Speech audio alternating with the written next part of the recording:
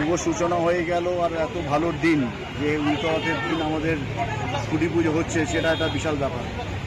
আর খুঁটি পুজো মানেই পুজোর শুরু, পুজোর আনন্দ শুরু। এখন এই আনন্দে সবাই যেন মজায় থাকুক, আর আমাদের থিমও তাই। তো আমি চাইবো যে সবাই মজায় থাকুক, আনন্দে থাকুক। রথযাত্রা মানে শারদ উৎসবের সূচনা। রথযাত্রার পূর্ণ লগ্নে খুঁটি পুজোর মধ্য দিয়ে শুরু হয়ে যায় দুর্গাপুজোর প্রস্তুতি। উল্টোরথের পবিত্র দিনে খুঁটি পুজো হয়ে গেল বালিগঞ্জ ২১ পল্লীর সার্বজনীন দুর্গোৎসবের। এবছর এই পুজো ৭৯তম বর্ষে পদার্পণ করতে চলেছে। এবছর ভাবনা অচল অনন্ত, রূপায়ণে স্কাল্পচার দীপঙ্কর দে। বিশেষ সহযোগিতা করবেন বনি, গোপাল, সুজয়, বাপি, ঐন্দ্রী, যার গ্রাফিক্স বানাবেন দীপক দাস। প্রগতির চাকাকে এবার তাদের থিম হিসেবে তুলে ধরা হয়েছে। মূলত মানব সভ্যতায় চাকার আবিষ্কার যুগান্তকারী মাইল ফলক, শুধু যানবাহন নয়, সভ্যতারও স্পন্দন। সময়ের ধারাই হলো চাকার এগিয়ে চলার প্রতিচ্ছবি। পুজোর সভাপতিত্বে রয়েছেন উদ্যোগপতি সুরেশ শেঠিয়া। সিটি কেবলের অন্যতম কর্ণধারও তিনি। পুজো কমিটির সম্পাদক প্রশান্ত কুমার দাস। খুঁটি পুজো উপলক্ষে বসেছিল চাঁদের হাট। নেতা থেকে তারকা হাজির সকলে। প্রধান অতিথি স্বরূপ উপস্থিত ছিলেন বিধায়ক দেবাশিস কুমার, অভিনেত্রী পল্লবী চ্যাটার্জি, সাংসদ মালা রায় সহ অন্যান্য বিশিষ্টজনেরা।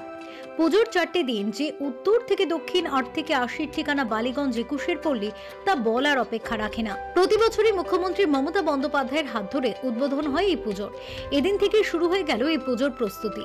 উদ্যোক্তাদের আশা এবছরও তাদের পুজোর সেরা শিরোপায় ভূষিত হবে। আজকে পবিত্র উল্টো রথযাত্রা। আজকে মহাপ্রভু ৮ দিন বাদে মাসির বাড়ি থেকে নিজের বাড়িতে ফিরে যাচ্ছে।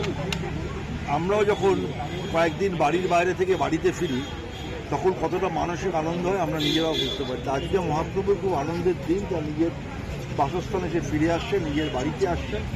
এই পবিত্র দিনে যেভাবে মহাপ্রভুর আশীর্বাদ আমরা প্রার্থনা করি, ঠিক একইভাবে মহামায়ার পুজো, সেই মহামায়ার পুজো শুভ আরম্ভ মহাপ্রভুর আশীর্বাদকে পাথেয় করে। আমরা আশা করব ২১ পল্লী একটা পুজোর নাম, যেটা দক্ষিণ কলকাতার মানুষের কাছে অত্যন্ত বিখ্যাত প্রসিদ্ধ পুজো। আমরা যারা দুর্গা পুজোয় যারা দর্শক, দক্ষিণ কলকাতায় যখন ঠাকুর দেখার কথা মনস্থির করেন, তখন যে ঠাকুরগুলো ওদের কাছে অটোমেটিক চয়েস হয়, যে মণ্ডপ দেখার জন্য তারা সবসময় ইচ্ছা প্রকাশ করেন, সেই যতগুলো পুজো তার মধ্যে অন্যতম হচ্ছে ২১ পল্লী। Bureau report, channel 10।